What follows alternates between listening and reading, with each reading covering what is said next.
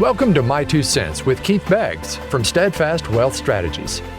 In this podcast, we show high-level executives and business owners why comprehensive financial planning and executive bonus structures don't have to be too good to be true. Keith draws on his experience in realistic financial planning, and expert guests share his 2 cents about academically based financial planning that you have to hear to believe. Now, on to the show. Hey everyone, this is Keith Beggs, founder and CEO of Steadfast Wealth Strategies and the host of the My Two Cents podcast. I hope everyone is doing well. I cannot believe how fast summer has gone by. But as we inch closer to fall, we are inching closer to open enrollment for Medicare, or annual enrollment for Medicare. And we thought it was very timely to have Sean Rose on with us today. He specializes in Medicare for Bankers Life. He has been a partner of ours and someone that we've been able to send some of our clients over to get some help. But I know there's a lot of decisions and a lot of concerns about Medicare, maybe if it's your first time getting into it, or maybe you've been into it and it hasn't been all that you thought it was supposed to be up until this point. Sean, thank you for being on with us today. And let's just kind of jump in here. What are some of the big issues that people are facing with Medicare right now? Yeah, Keith, thanks so much for having me on. As far as Medicare, it's as anybody who's on it or has ever looked into it, it's very confusing. There are some major things that I run across on a daily basis. And one of those things is which plan that you've chosen based on your needs. There's tons of insurance carriers out there that provide Medicare. But at the end of the day, which option did you choose? If you're on A and B by itself, you're at risk for a lot of out-of-pocket exposure and expense. Should you be using, the benefits? As far as your options, you typically have things like supplements or advantage plans. The second thing that I see people running into is custodial care. Custodial care is not covered under Medicare any longer. And back in 2010, they actually made some changes to Medicare. And they started reducing it, and then they eliminated it completely. So that's a big one. So hold on, let's stay right there. Real quick, Sean. So custodial care, that's like your long-term care or in-home healthcare needs, correct? Correct. Yes, sir. So now if a client needs, whether it's help with medications, whether it's help around the house because they can't do 2 of 6 ADLs, any of those type of things, Medicare is not going to help them with those style of benefits. Correct. Yes, sir. Yeah, it's becoming the number one cause for bankruptcy among retirees. And Medicare put it in the middle of their Medicare and You booklet that you're going to be getting in the mail every single year with the changes and the adjustments to Medicare. And this year, and for 2021, it's actually on page 52 of that book. And it says it in big, bold letters that Medicare does not cover this. And Medicare supplements as well as Advantage plans do not cover this. It's sometimes called custodial care. And then they list right below that, typically one, your options. How can you deal with this? And they say, hey, look, you're eligible for this type of care through Medicaid, which is the state assistance program, or if you choose to buy private long-term care insurance. The third option, which they don't mention, is you just spend your own money when it's that time. Right. Or something that we try to get a lot of our clients to do, or potential clients, but no one likes to think about needing custodial care, right? So this is always a touchy subject. But there are a lot of hybrid products out there. There are annuity products that offer in-home healthcare benefits. There's life insurance that offers in-home healthcare benefits to where if you don't need them, you didn't just give all your money away like you would with a typical long-term care. So there are options out there for people so that they don't have to go bankrupt, or they can get some level of protection for themselves. But if they don't need the benefit, right? And the goal is to not need the benefit, right? The goal is not to need custodial care. But the uncomfortable truth is a lot of people are going to need it. And so there are some options out there that we can put some protection in to where we're not just writing a check every month to an insurance company that we may never see the money back on. So I know custodial care is a big concern. I want to jump backwards real quick with you, Sean. You were talking about Part A and Part B, and I want to be kind of remedial with this for some people that maybe are just getting into that. So Part A, everyone just gets Part A when they turn 65. Is that correct? That's correct. Yes. As long as they have their work orders and they're eligible for Social Security benefits, whether that's, the Medicare side or the check side, they are going to qualify for Part A of Medicare. And that's correct. Okay. And then Part B, they get to choose a Part B, or is Part B if you just say, I want Part B and everyone gets the same Part B? Yeah, so there's a couple of situations with Part B and how Part B works. Part A is solely facility care, and that's typically in a hospital, skilled nursing facility, or hospice. Outside of that, it doesn't cover anything else. And how I tell my clients is look at that as room and board. That's the room that you're in. That's the food that you eat while you're in that room. But outside of that, it doesn't cover any services. It doesn't cover surgeries or anything else. Part B, though, on the other hand, is services. That's all it is. So when you're looking at these letters, know the difference. Part A, we're talking about if you're in a facility. Part B is talking about any services that are rendered to you in any healthcare situation, whether it's a doctor, outpatient surgery, durable medical equipment, labs, tests, x-rays, CT scans, anything that your surgeries as far as a whole, all of those things are going to be covered under Part B of Medicare.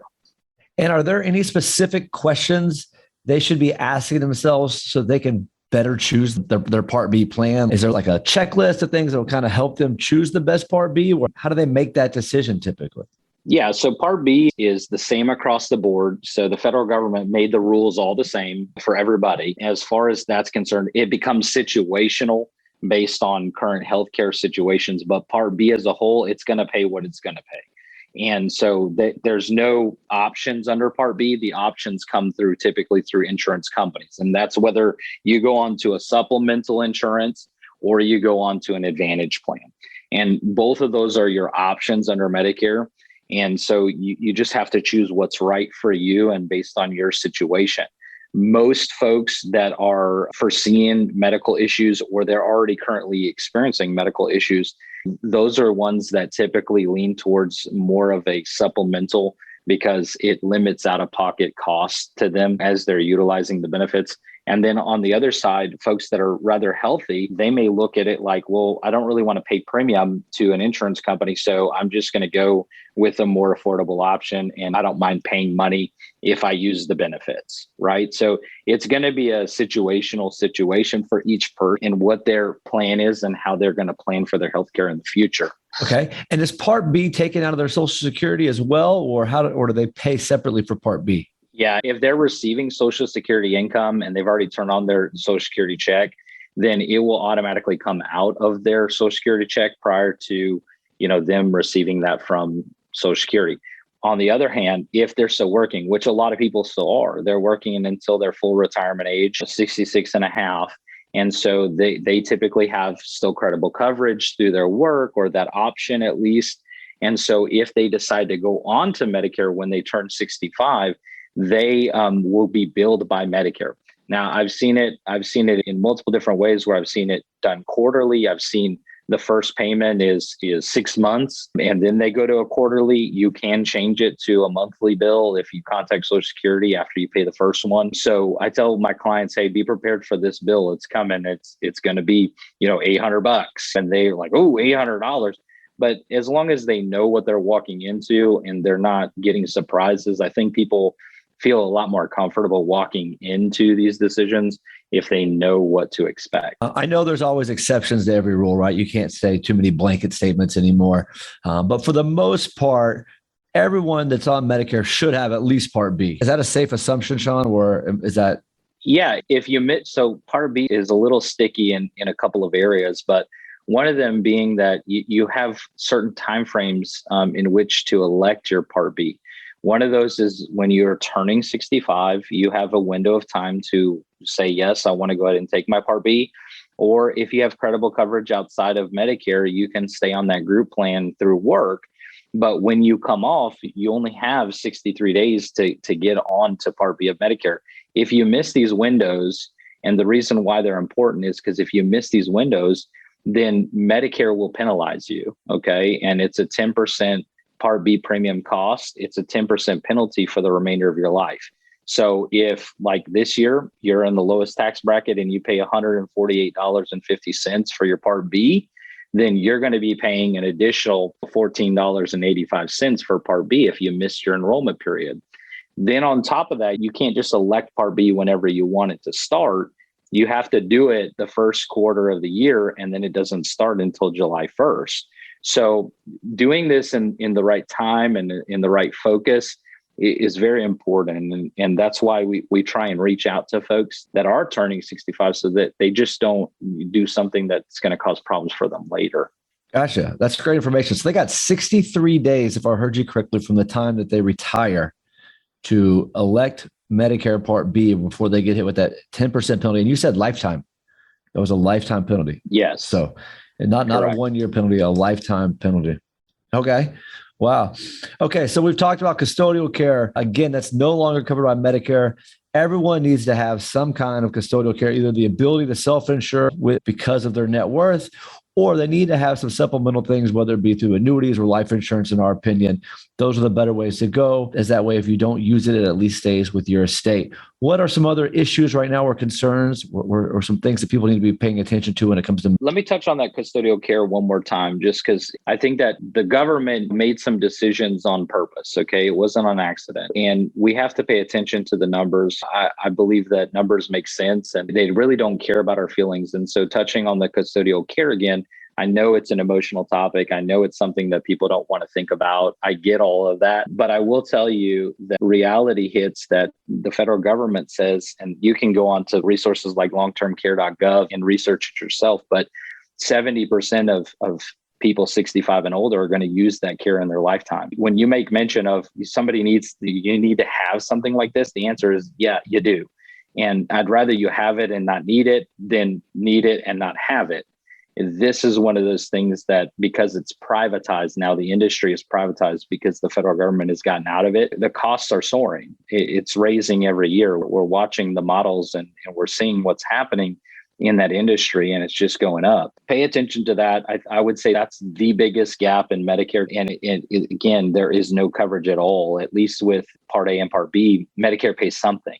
In this case, Medicare doesn't pay anything. So it is a big burden on families. But I will say this to go to your question and what else they need to know about is pay attention this year, especially during the annual election period. Pay attention to prescription drug coverage and how it changes.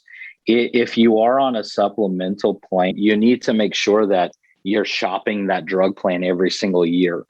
And when I talk to my clients, I say, hey, listen, there's 4 things going on that behind the scenes that you may not just be aware of.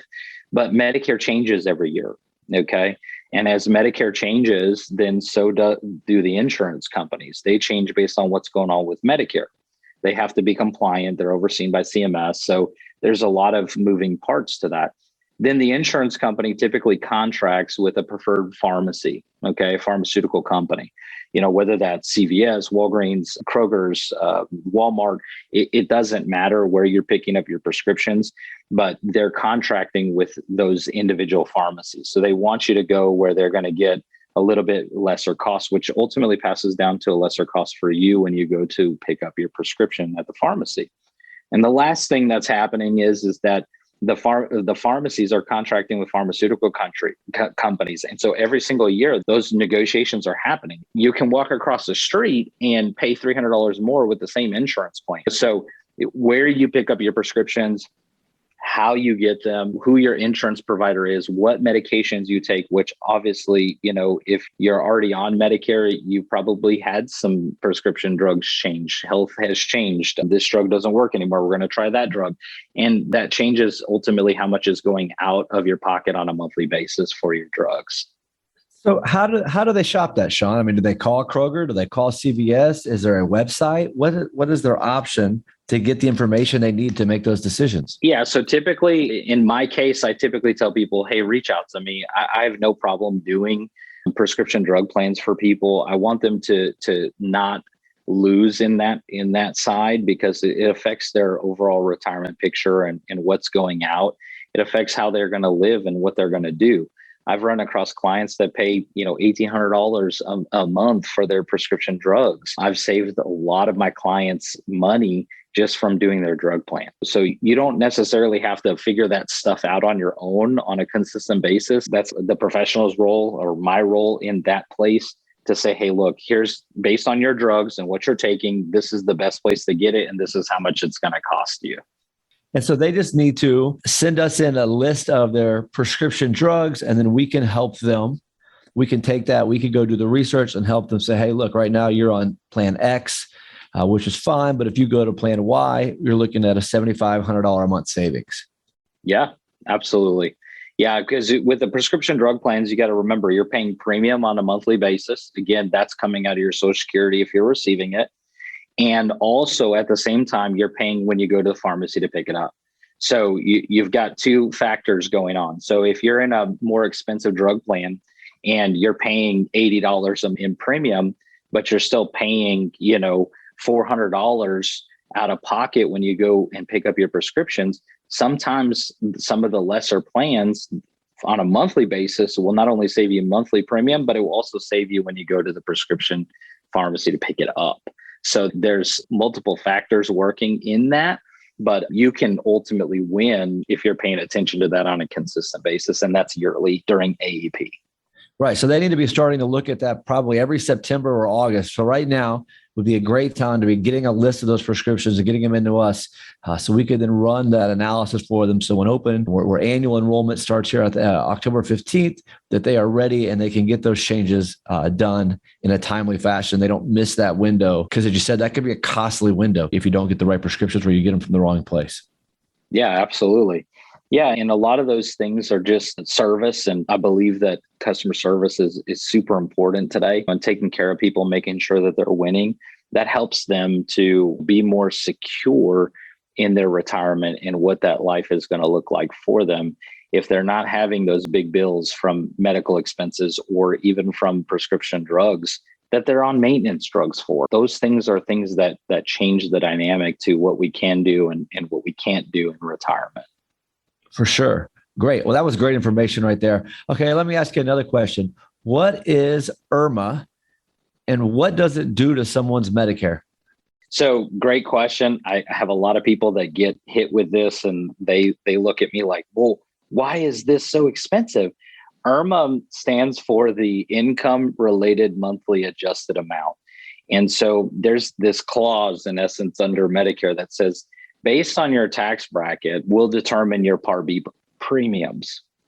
So if you're in the lowest tax bracket, then this year your premiums are $148.50. And every single year that you're making over that tax bracket, it actually rolls into your premiums and how much you pay. So it's basically a cost sharing for folks that make more money. They're going to have to pay more into Medicare for the same benefits. Okay. People that are making less money, they're paying less into Part B for the same benefits. So this becomes a massive factor. So it's socialism. In some respects, it's distributing the wealth into the system as a whole, right? And so you got to watch out for that because, in what most people don't know about Irma is that Irma actually is on a two-year look back process. So the taxes and the tax returns on your AGI is what actually determines your 2021 rate. So 2019 and 2020 is what determines 2021. And so as we go into 2022, it's 2020 and 2021 that will determine our 2022 rates. And this doesn't just affect your Part B, it actually affects your Part D if you're on a supplement and you have a prescription drug plan.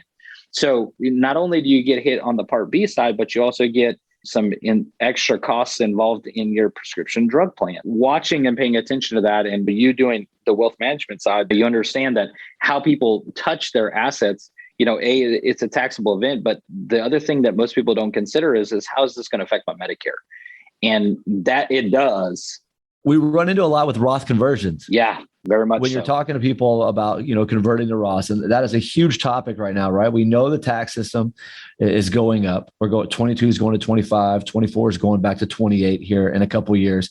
And a lot of people are trying to get converted, right? They're trying to get their IRAs converted to Roth. And something that we always talk to them about is here's how much we could convert without affecting your Medicare.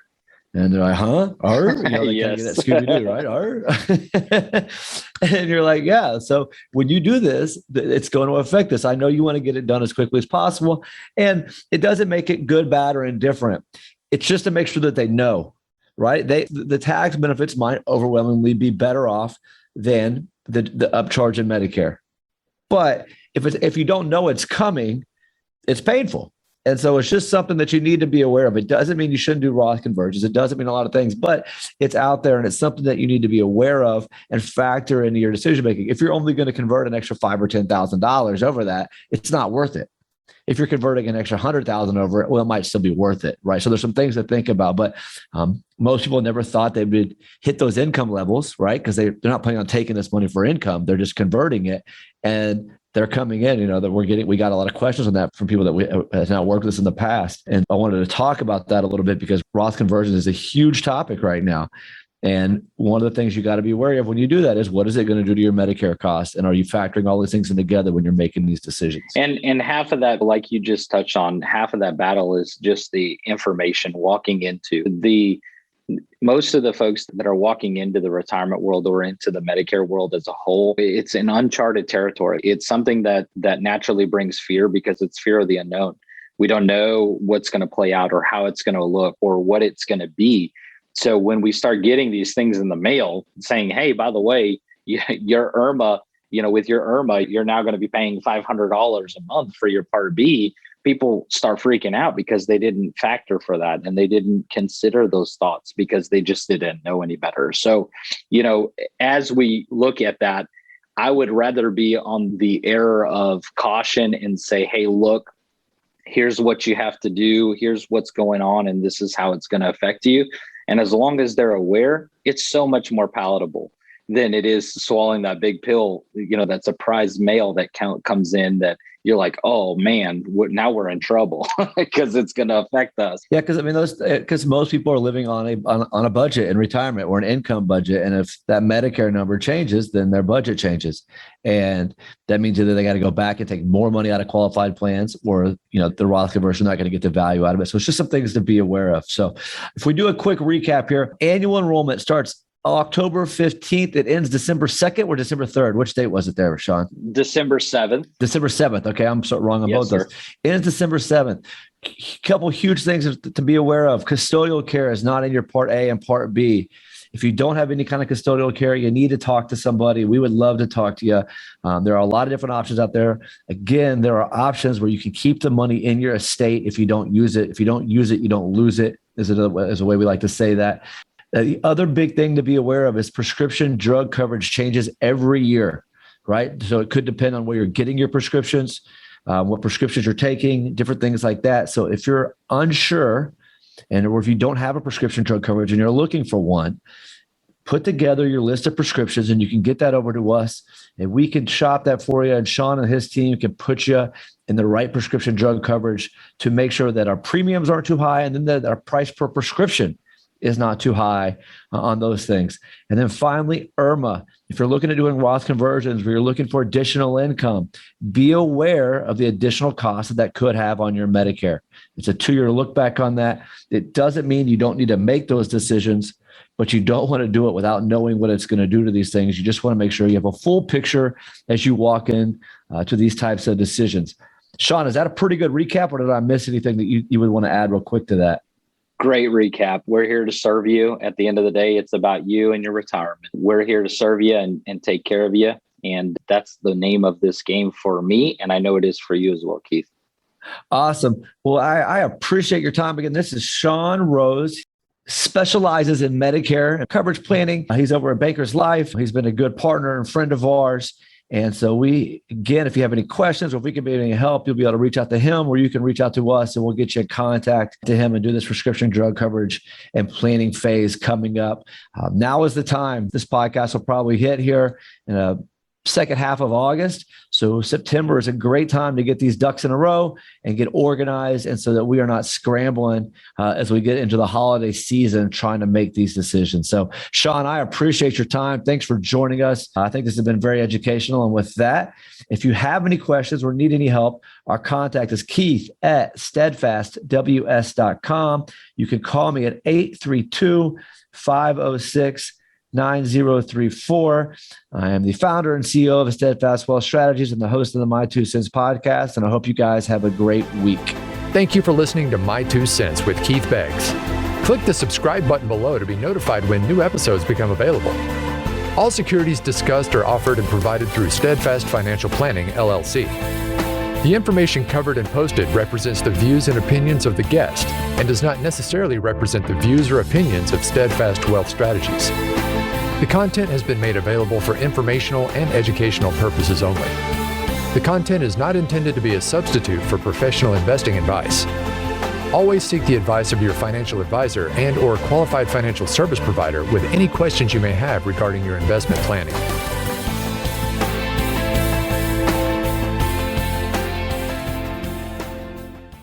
This podcast is not intended to provide specific investment, financial planning, tax, or legal advice. It is intended for educational purposes only. Please consult your tax advisor, financial advisor, or legal professional for specific advice on your specific situation.